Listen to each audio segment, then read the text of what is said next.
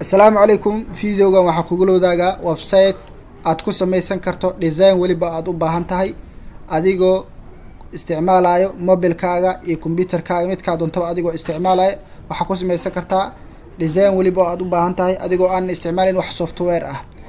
website-kan waxaa la dhahaa canva.com ayaa la dhahaa. waxaa ku samaysan kartaa design waliba aad u baahan tahay adigoo aanan isticmaalin wax software ah.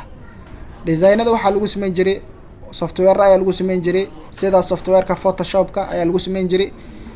marka website-kani wuxuu ka saacidaa adigoo aanan wax software ah isticmaalin ayaa waxaa ku samaysan kartaa design waliba aad u baahan tahay. aniga waxaa ku samaystay kumanaan design ayaa ku samaystay oo aad u qurux badan oo aan social media u isticmaalay. marka haddii aad barato website-kani waxaa ku samaysan kartaa design aad u qurux badan ayaa ku samaysan kartaa. Google Chrome marka aan soo furno waxaa ku qoraynaa qaybta searching ee Google Chrome ayaa waxaa ku qoraynaa canva.com ayaa ku qoraynaa canva.com ayaa ku qoraynaa waa search gareynaa.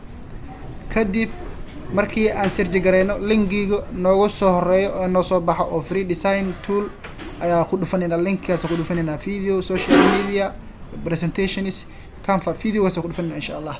kadib marka aan ku dhufano waa kana interface-ka hore ee website-ka Canva waa kana interface-kiisa hore. haddii aad rabto document waa samaysan kartaa oo design ah, presentation design waa samaysan kartaa, social media design waa samaysan kartaa, video haddii aad rabto any design ama design waliba aad u baahan tahay ayaa ku samaysan kartaa. YouTube thumbnail design ku samayn kartaa.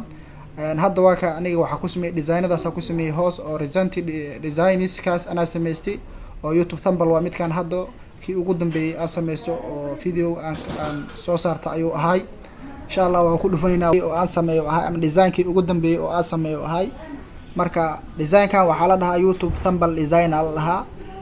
insha Allah waxaa aad u yaqaan dadka YouTube-ka isticmaal YouTube-ka isticmaal ayaa aad u yaqaano waa thumbnail-ka waa muuqaalka face-kiisa ugu horeeyo sawirka saarno face-kiisa ugu horeeyo la saaraa waa YouTube thumbnail la dhahaa.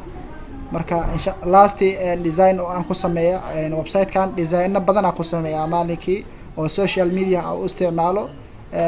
aniga software iyo waxyaabahaas ma isticmaalo. design-kan ayaa isticmaala oo aan website-kan ayaa isticmaala oo aan ku sameeyaa designado. waana website aad u cajiib ah oo design waliba oo aad rabto aad ku samaysan karto adigoo aanan wax software ah isticmaalin.